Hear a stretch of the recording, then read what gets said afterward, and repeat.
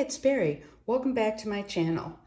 Today's hacks involve small tools that make a big impact for planners.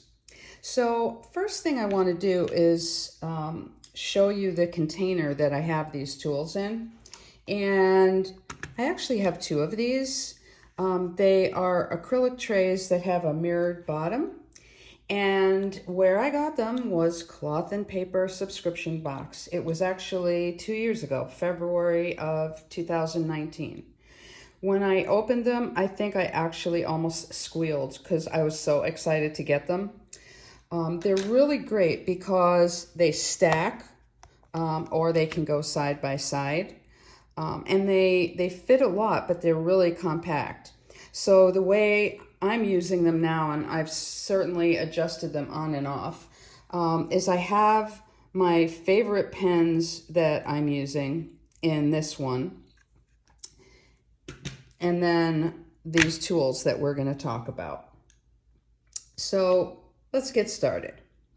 So everyone's got their favorite large scissor. Mine is the Fiskars Titanium, just very reliable and one that I always want to use. But you really also need a fine, really sharp point scissor. This one was not very expensive, and I will try to link everything that I can down below. So it's very, very good at doing some precision cutting. My next favorite item is the Norino. And this was in a Penspiration box in, I think, November of 2019. And I've since replaced it, and, I'm on a second one. And they are refillable, but it's also fairly inexpensive. I've used a lot of different adhesives and tapes. This puts on a very fine tape, and it really sticks well.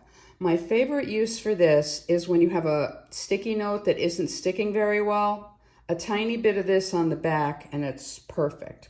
And the way it works is similar if you're used to using like a correction tape like this one, which was also in a sub box at some point. We all need to correct some of our mistakes, so same thing. This, I don't know if you have one of these, okay?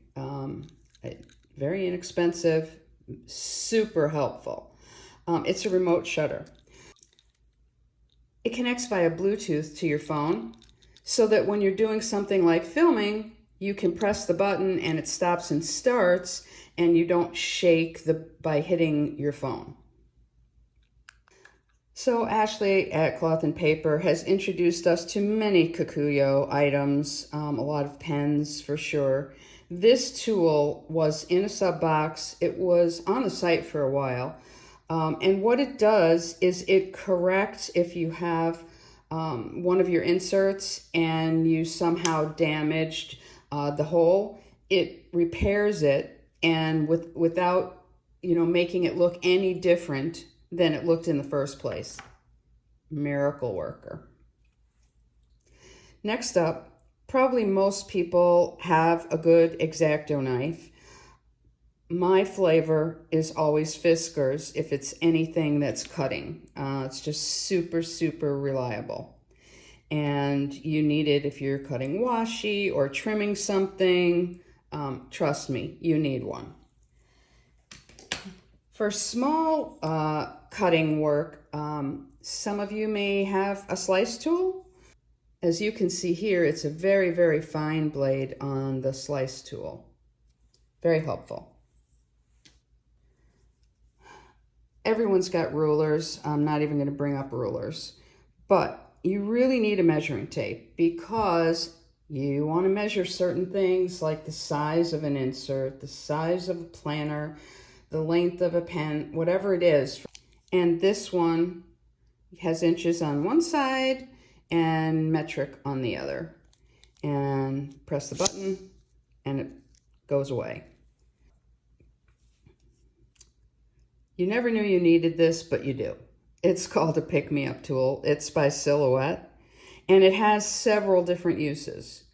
But the most important is this end here. You can get the edge of a sticker or one of those, you know, when you're trying to lay your dots down on the page and you want to get them right. This allows you to place it and see it at the same time. Very, very cool. Last thing I want to show you is one of my favorites. Do you know what it is? It's a card scorer. So let's say you have a piece of cardstock and you want to make it into a card, or let's say you're using inserts that fold, and if the crease is not really a great crease, it takes up more space and just doesn't look as professional. So what you do is you get it ready, and see, if you just folded it, it's kind of like this. But if you take the card scorer and go up and down, this also is the tool that I use for applying vinyls. Works perfectly for that. Now you have flat card, doesn't take up very much room, so it's really helpful. I love this pad, but I don't always use it for meetings. So what would my choices be? Well, I could use this and go over it with the whiteout and block that off.